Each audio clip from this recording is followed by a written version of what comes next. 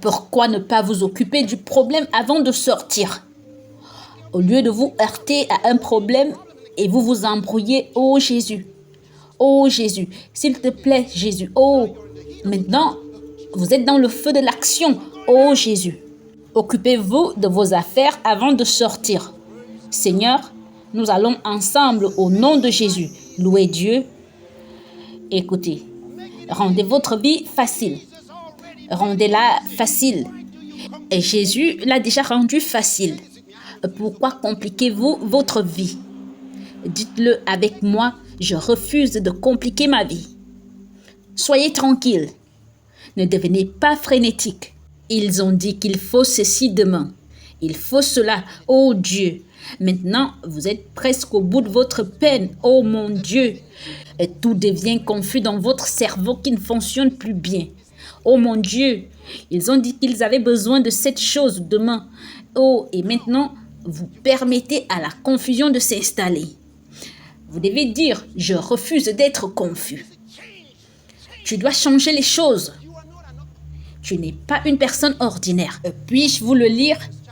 Ouvrons le livre des Romains chapitre 8. Voyons quelque chose rapidement. Romains chapitre 8. Alléluia. Vous savez, il y a quelques années, alors que j'étudiais la parole de Dieu, j'ai vu tellement de belles choses que je me suis arrêtée et j'ai dit, cher Seigneur, je suis un champion pour toujours. Dites-le avec moi, je suis un champion pour toujours. Êtes-vous un champion? D'accord. Romains chapitre 8, je vais lire à partir du verset 14. Il dit, « Car tous ceux qui sont conduits par l'Esprit de Dieu sont fils de Dieu. » La Bible dit qu'ils sont conduits par l'Esprit. Alors, ce n'est pas chaque enfant de Dieu qui est conduit par le Saint-Esprit. Sinon, nous pourrions dire que c'est le Saint-Esprit qui a causé tous les problèmes. Mais maintenant, nous savons que ce n'est pas lui.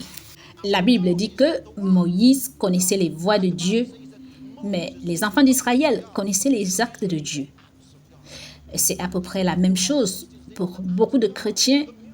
Ils connaissent les actes de Dieu, les miracles, les grandes choses que Dieu fait, mais ils ne connaissent pas les voies de Dieu, les pensées de Dieu. Et cela, nous pouvons le découvrir en grandissant dans la parole de Dieu. Alléluia. Êtes-vous toujours là? Ok, verset 15, il dit, « Et vous n'avez point reçu un esprit de servitude pour être encore dans la crainte, mais vous avez reçu un esprit d'adoption par lequel nous crions « Abba, Père, j'aime ceci. » L'Esprit lui-même rend témoignage que nous sommes enfants de Dieu. Voyez-vous, comment savez-vous que vous êtes enfants de Dieu?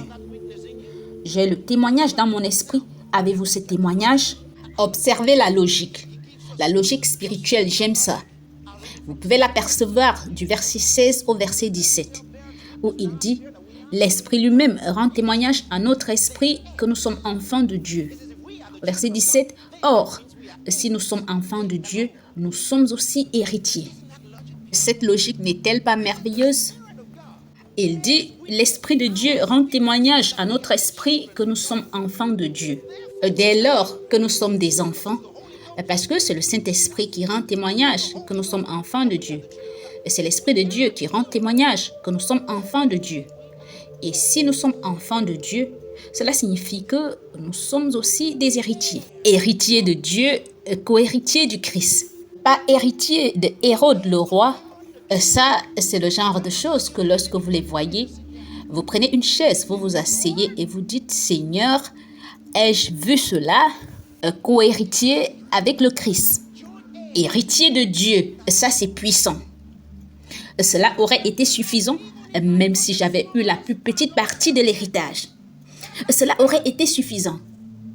David dit, je préfère me tenir sur le seuil de la maison de Dieu plutôt que d'habiter sous les tentes. Cela aurait été suffisant si ce qu'il me donnait était la plus petite, infime partie de l'héritage.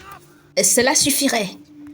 Voyez-vous, juste être héritier de Dieu, c'est merveilleux. Je chanterai ses louanges pour toujours.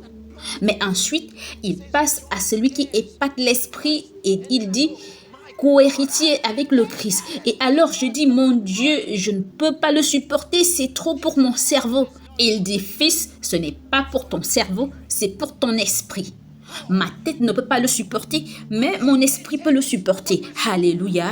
Voyez-vous, si vous avez été élevé dans un endroit où les gens parlent toujours négativement, vous aurez du mal à supporter ceci.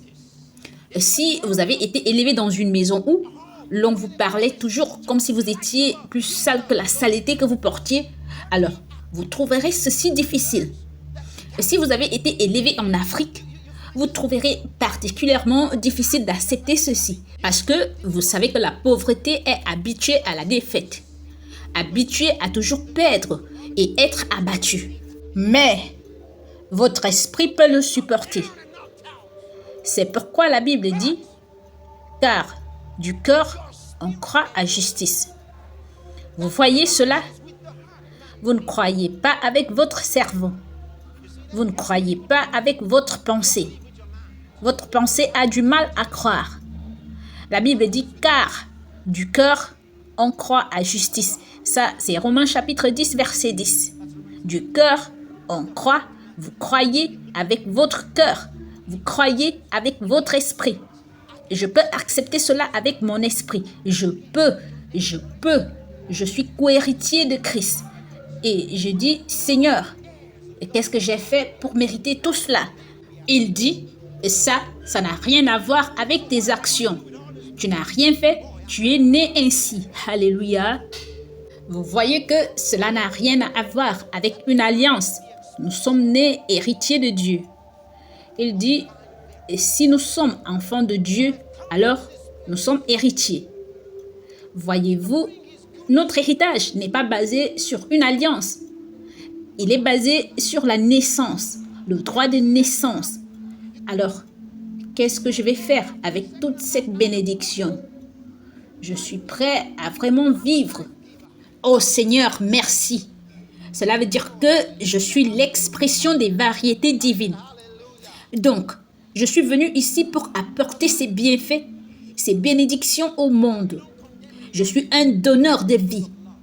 Voyez-vous cela maintenant? Vous voyez, nous sommes nés après le deuxième et dernier Adam, qui est un donneur de vie.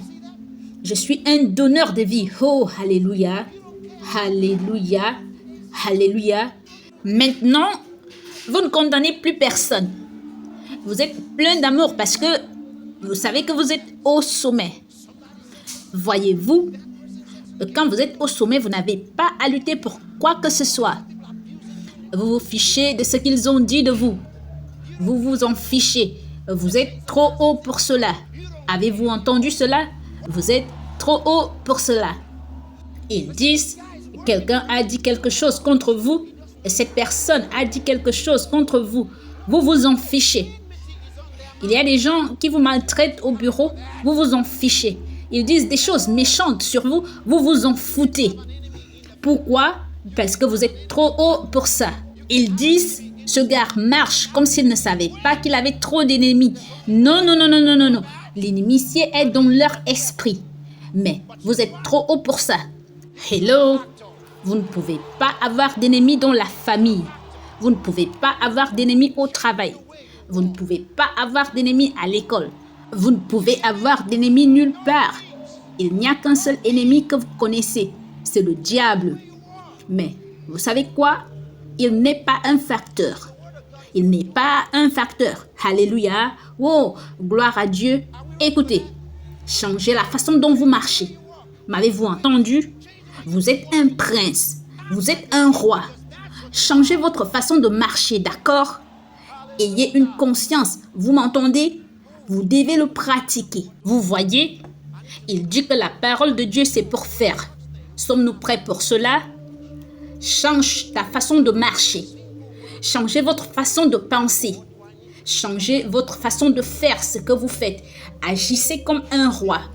Agissez comme un roi parce que c'est ce que vous êtes. Alléluia. Oh, si je veux changer quelque chose, qu'est-ce que je dois faire?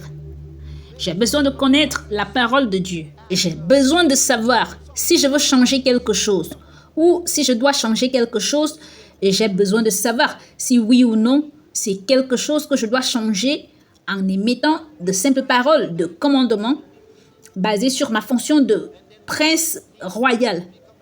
Ou ai-je besoin de discuter avec Dieu? C'est là que très souvent nous nous trompons. Nous essayons de commander alors que nous devrions plaider. Et ensuite, nous essayons de plaider lorsque nous devrions commander. Et à cause d'un manque de connaissance de la parole de Dieu, nous mélangeons les deux.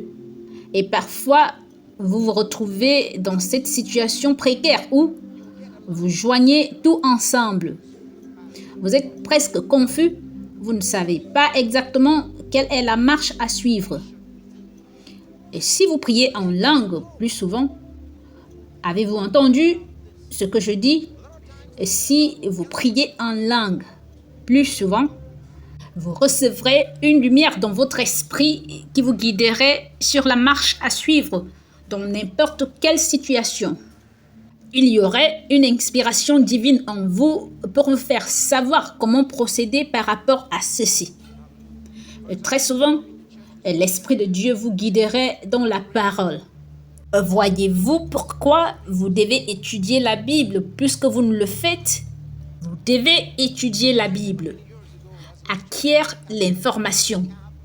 Acquiert l'information, alléluia. Par exemple, alors que vous veniez à l'église ce matin, il pleuvait. Et puis, de nombreux chrétiens sortiront et diront « Ah, cette pluie en est de trop. Ah !» Et je me souviens, il y a de nombreuses années, en tant que jeune chrétien, je marchais dans la rue essayant d'emprunter un taxi. Et la pluie a commencé. Je venais juste de commencer à apprendre au sujet de l'autorité spirituelle. Je venais juste de commencer à étudier comment utiliser la parole de Dieu pour faire face aux choses. Alors, je me suis arrêtée et alors que la pluie tombait, je pensais que ce serait une petite pluie. Je vais rapidement prendre le taxi et alors, je commandais au taxi de venir. Je priais pour que tout se passe rapidement et puis ça a empiré. Alors, j'ai dit au nom de Jésus, la pluie, je te commande de t'arrêter tout de suite. Arrête-toi tout de suite. Elle ne s'est pas arrêtée. Alors, j'ai pensé que peut-être que je ne l'ai pas bien dit. Je l'ai dit mieux. J'ai attendu quelques minutes. Le taxi n'est pas venu. La pluie ne s'est pas arrêtée. J'ai réessayé et je l'ai dit de façon plus sérieuse. La pluie doit m'entendre maintenant. Maintenant. Maintenant. Alors, elle ne s'est pas arrêtée, ok? Et il a plu, et il a plu, et il a plu. Maintenant, mes vêtements se sont mouillés et je n'avais pas de parapluie ni d'imperméable. C'était de pire en pire, nulle part où se cacher. Maintenant, après que je sois trempée, voilà qu'une voiture arrive. J'étais déjà en colère contre Dieu, contre le chauffeur de taxi. J'y suis entrée en colère. J'ai dit, Dieu n'a rien fait pour moi. Maintenant, regarde dans quel état je suis. Pourquoi la pluie ne s'est-elle pas arrêtée? Je viens juste d'apprendre sur l'autorité. Pourquoi elle ne s'est pas arrêtée? Je viens juste d'étudier sur l'autorité spirituelle. J'ai appris que je pouvais arrêter n'importe quoi. Arrêter les cieux, arrêter les pluies, arrêter n'importe quoi. Pourquoi ne s'est-elle pas arrêtée? Tout cela se passait dans mon esprit. J'avais une question à poser à Dieu une fois de retour. J'ai eu du mal à m'ajuster pour tout genre de prière. Parce que lorsque je suis arrivée à la maison, je me suis souvenue de cette histoire. Pourquoi? Ok, quelle autre prière devrais-je faire maintenant? Comment être sûr qu'elle fonctionne alors que celle-là n'a pas fonctionné? La frustration. Alors, à certaines occasions, j'ai dit arrête-toi et elle s'est arrêtée. Et à d'autres moments, j'ai dit stop et ça ne s'est pas arrêté. Quand saurais-je quand ça marche ou quand ça ne marche pas? Quand saurais-je quand c'est Dieu? Quand ça s'arrête parce que je l'ai dit et ensuite quand ça s'arrête tout seul. j'ai commencé à apprendre de la parole de Dieu. J'ai découvert quelque chose. J'ai lu sur Élie dans 1 Roi chapitre 17. 1 Roi chapitre 17, verset 1. Il dit, Élie de Tishbite, l'un des habitants de Galad, dit à Achab, l'Éternel est vivant, le Dieu d'Israël dont je suis le serviteur. Il n'y aura ces années ni de rosée ni de pluie, sinon à ma parole. Je l'ai dit, il n'y aura pas de pluie. Et ensuite, il est parti. Et alors j'ai pensé, mon Dieu, si Élie peut le faire, je peux aussi. Je n'étais pas du tout content, mais plus tard, j'ai trouvé quelque chose qu'il ne nous avait pas dit là. Vous voyez qu'il est important d'étudier la parole. Jésus dit, vous êtes dans l'erreur parce que vous ne comprenez ni les Écritures, ni la puissance de Dieu. Votre limitation est l'ignorance de la parole de Dieu et non parce qu'il n'y a pas assez de pouvoir. Vous devez en apprendre davantage. Je pensais qu'Élie avait simplement marché vers Achab et a dit, il n'y aura pas de pluie. Je l'ai dit et c'est ainsi. Nous savons maintenant qui est le roi ici. Et ça, c'est ce que je pensais jusqu'à ce que je le découvre. Avez-vous lu au sujet de Jacob quand il a lutté avec Dieu? La Bible dit qu'il lutta avec un homme jusqu'au lever de l'aurore, l'ange de l'Éternel, jusqu'à ce que l'ange de l'Éternel essaye de s'échapper de Jacob. Jacob l'a attrapé et lui a dit, tu n'iras nulle part. Et nous avons pensé que Jacob est fort. Mais j'ai étudié plus tard et j'ai découvert que cette image n'était pas ainsi. Ok, prenons-en Élie comme cas pratique. Quand vous allez dans le livre de Jacques chapitre 5, vous êtes surpris de la manière dont Élie l'a dit. Je veux que vous lisiez à partir du verset 16. Chapitre 5, à partir du verset 5. Il dit, confessez donc vos péchés les uns aux autres et priez les uns pour les autres, afin que vous soyez guéris. La prière fervente du juste est une grande efficace. Voyez-vous ce que c'est? Il dit, la prière fervente du juste, c'est là où j'ai vu ce qu'a fait Élie. Élie n'était pas placé là dehors en train de dire, marque mes mots au mur, nous verrons qui est qui. Il a dit, mais il ne nous a pas dit ce qu'il a fait après cela. Il est entré dans sa chambre pour prier. Personne ne l'a entendu. Que faisait-il? Personne ne l'a entendu. Qu'est-ce qu'il faisait? Il a continué à prier jusqu'à ce qu'il ait l'assurance en lui. Il dit, la prière fervente du juste est une grande efficace.